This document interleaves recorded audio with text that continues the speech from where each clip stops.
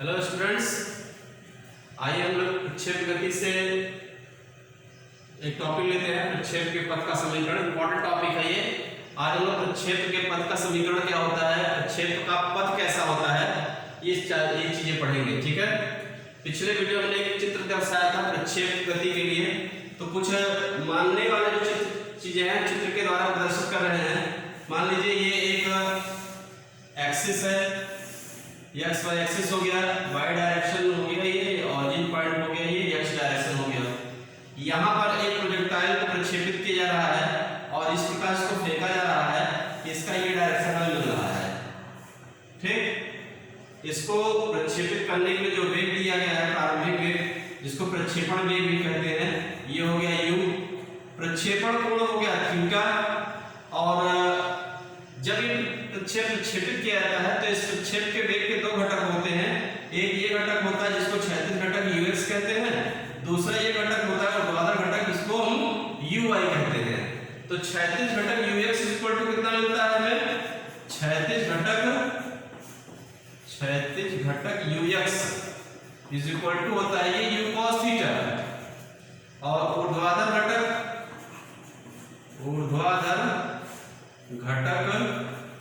uy is equal to u sin theta.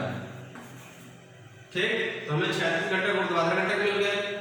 ये इसका maximum point हो गया, उच्चतम बिंदु हो गया। यहाँ से इसकी हाइट जो है वो h है, और इसका ये क्षैतिज परास हो गया, हॉरिजॉन्टल रेंज हो गया r। जब ये प्रक्षेप यहाँ से कहीं पहुँचता है तो इसकी डायरेक्शन ये होती है u, और इसका ये जो क्षैतिज घटक होता है ux इधर आ जाता है, uy इधर आ जाता है। जब ये मैक्सिमम पॉइंट P पर पहुँचता है तो यहाँ पर जो भी घटक क्या करता है, u इक्वल टू ux हो जाता है और uy इक्वल टू 0 हो जाता है, क्योंकि अब प्रक्षेप ऊपर नहीं जा रहा है। ठीक, इसी प्रकार से यदि नीचे आ रहा है ये, तो यहाँ पर ये u हो जाएगा, ये इसका वेग ux हो गया, और ये इसका घटक uy हो गया। ठीक है, तो चित्र समझ में आ गया। इस प्रकार से चित्र के बारे में थोड़ा सा लिखेंगे। माना एक प्रक्षेप जिसका प्रारंभिक वेग u है, x अक्ष के साथ थीटा को बनाते हुए प्रक्षेपित किया जाता है। जब ये थीटा को बनाते प्रक्षेपित किया जाता है तो इस प्रक्षेप के वेग u का दो घटक करते हैं, क्षैतिज घटक ux और इसका ऊर्ध्वाधर घटक uy है। क्षैतिज घटक ux बराबर u cos थीटा, ऊर्ध्वाधर घटक uy बराबर u sin थीटा। ठीक, तो अब अगर हम प्रक्षेप के लिए क्षैतिज में देखें कितनी दूर बढ़ रहा है, तो क्षैतिज में जो ले जाने वाला वेग होगा वो ux होगा, और ऊर्ध्वाधर दिशा में जो ले जाने वाला वेग होगा वो uy होगा। ठीक है, क्षैतिज दिशा में ले जाने वाला वेग ux और ऊर्ध्वाधर दिशा में ले जाने वाला वेग uy। ठीक है, अब यदि मान लें यह प्रक्षेप जब u क्षैतिज दिशा में आगे बढ़ रहा है, तो क्षैतिज दिशा में यदि t समय में x दूरी तय करता है, क्योंकि क्षैतिज में x डायरेक्शन लिए है तो इसको x दूरी मानेंगे। यदि यह प्रक्षेप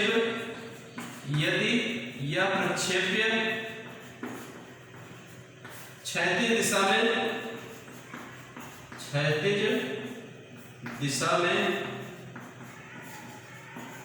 t समय में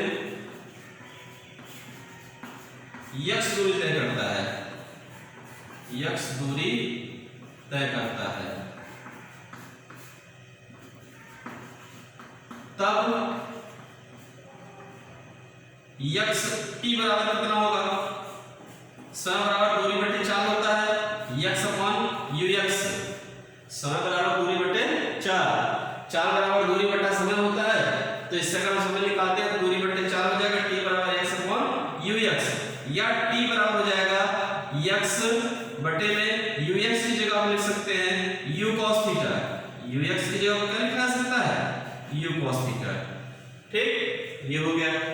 तो ये प्रक्षेप क्षैतिज दिशा में t समय x दूरी तय कर रहा है, तो t इतना हो गया। अब ये केवल क्षैतिज दिशा में ही आगे नहीं बढ़ रहा है, बल्कि ये धीरे धीरे ऊपर भी चल रहा है, मतलब ऊर्ध्वाधर दिशा में भी आगे बढ़ रहा है। तो यदि ये प्रक्षेप ऊर्ध्वाधर दिशा में आगे बढ़ रहा है तो t समय में ये ऊर्ध्वाधर ऊंचाई भी कुछ तय करेगा। तो इसके लिए लिखेंगे यदि यह प्रक्षेप t समय में ऊर्ध्वाधर दिशा में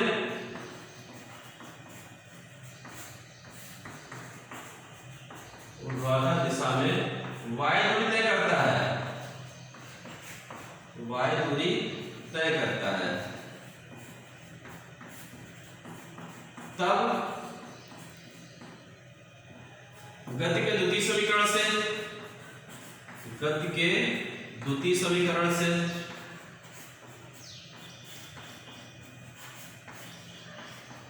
दूसरे समीकरण से क्या हो जाएगा? दूसरा समीकरण होता क्या है, क्योंकि ऊर्ध्वाधर में जा रहे हैं तो समीकरण होता है h = ut। अब क्योंकि ऊपर जा रहा है तो -12 gt² लगाएंगे, -12 gt² से ये समीकरण हमारा हुआ है, ठीक है। h = ut -12 gt² से, ठीक है। इस समीकरण में चेंज क्या होगा, इधर की चीजें हटा रहे हैं, ठीक है, हेडिंग हटा रहे हैं। h की जगह क्या लिखेंगे हम, y, क्योंकि यहाँ पे दिखाया जा रहा है कि t से ऊर्ध्वाधर दिशा कितने दूर तय कर रहा है, y दूर तय कर रहा है, तो जो ऊंचाई होगी वो हमारी y हो जाएगी, तो h की जगह y आ जाएगा।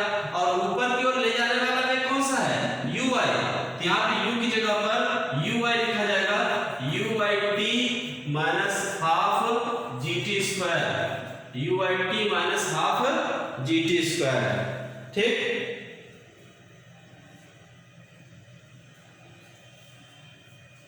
अब इसमें हम वैल्यू रखते हैं, uy की वैल्यू कितना निकाले हैं, uy का मान है u sin theta, u sin theta, ध्यान से वैल्यू रखना रहेगा।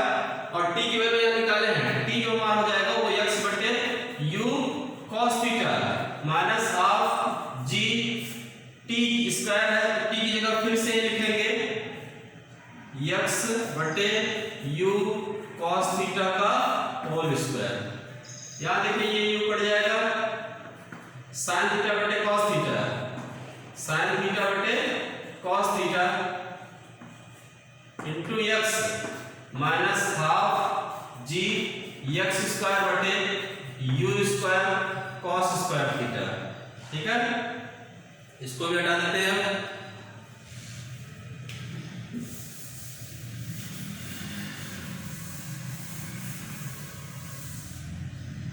y इक्वल टू हो जाएगा, ये हो जाएगा tan थीटा x माइनस, यहाँ पे देखिए इसको लिख रहे हैं इस प्रकार से, g बटे में 2u² cos² थीटा इंटू में x², u ये y इक्वल टू हो गया tan theta x -12 u² cos² theta, ये आ गया, g ऊपर गए, x² को अलग कर दिए। ये जो समीकरण है हमारा यही कहलाता है, यही प्रक्षेप के पथ का समीकरण है, यही प्रक्षेप के पथ का समीकरण है, समीकरण है, ठीक।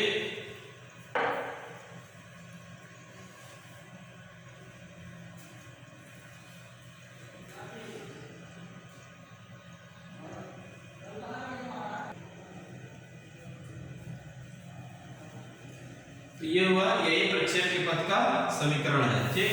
तो हमें प्रक्षेप के पथ का समीकरण निकालना था, समीकरण हो गया। आगे से देखते हैं यह समीकरण y equal to bx minus cx² के रूप में है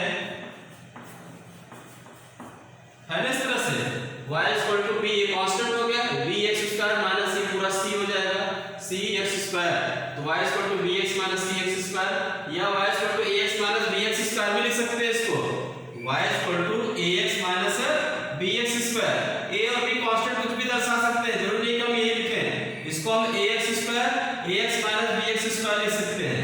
तो यहाँ पे a और b क्या रह जाएंगे, कांस्टेंट रह जाएंगे। तो यह समीकरण y equal to ax minus bx² के रूप में है, जो एक परवलय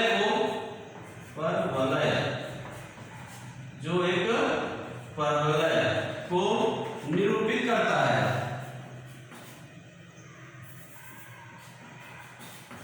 निरूपित करता है, ठीक। तो ये जो समीकरण है ये परवलय को क्यों निरूपित करता है?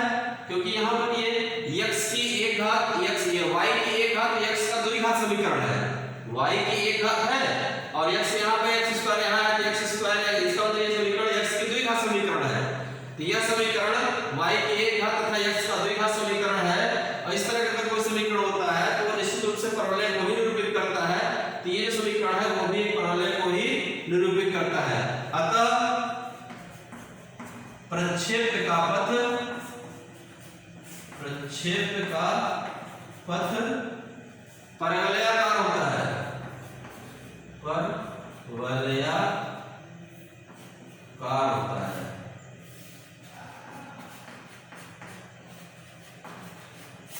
ठीक, तो यह समीकरण y ax bx स्क्वायर के रूप में है जो परवलय को निरूपित करता है। इसकी y की घात x की द्विघात है, तो परवलय को निरूपित करता है। अतः प्रक्षेप का पथ परवलयाकार होगा। ठीक है, अब परवलयाकार का मतलब क्या है कि ये जो सिरे हैं दोनों, अगर इन दोनों को हम आगे बढ़ाते हैं तो ये आपस में कहीं नहीं मिलेंगे, ये आनंद में मिलेंगे। प्रक्षेप के दो सिरे, परवलय के दो सिरे जो होते हैं, परवलय के दोनों सिरे आपस में कहीं नहीं मिलते। परवलय के दोनों सिरे आपस में कहीं नहीं मिलते। इस सिरे को अगर हम आगे बढ़ाते हैं या इस सिरे को आगे बढ़ाते हैं तो आपस में कहीं नहीं मिलेंगे। तो यहाँ से लेकर के यहाँ तक का ये जो ट्रायंगल है ये पूरा हमारा परवलय की आकृति बना रहा है।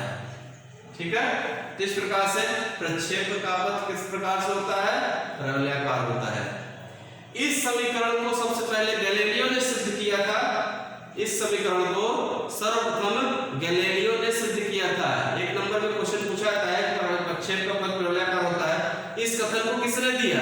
तो प्रक्षेप का पथ परवलयाकार होता है सिद्ध करके दिखाया गया। यह कथन सर्वप्रथम गैलीलियो ने बताया है। ठीक है, इस कथन को सर्वप्रथम गैलीलियो ने बताया है। तो ये पूरा एक टॉपिक था, ये प्रक्षेप का पथ। तो क्लियर हो रहा है? इसमें अगर कहीं कोई डाउट हो तो थोड़ा सा परवलय नया टॉपिक है, इसमें हो सकता है कुछ चीजें न समझ में आ रही हो। तो अगर कोई चीज नहीं समझ में आती है परवलय क्या होता है, इसके लिए कोऑर्डिनेट ज्योमेट्री में जाना पड़ेगा। तो कोऑर्डिनेट ज्योमेट्री में नहीं जा रहे हैं, हमें अगर कोई चीज क्लियर नहीं होता है तो वो हम अपने कमेंट से इसको क्लियर कर सकते हैं। ठीक है ना? तो ये हमारा प्रक्षेप का पथ हो गया। रिजल्ट जरूर याद रखिएगा कि प्रक्षेप का पथ परवलयाकार होता है और इस कथन को सर्वप्रथम गैलीलियो ने बताया है। ठीक है, ओके।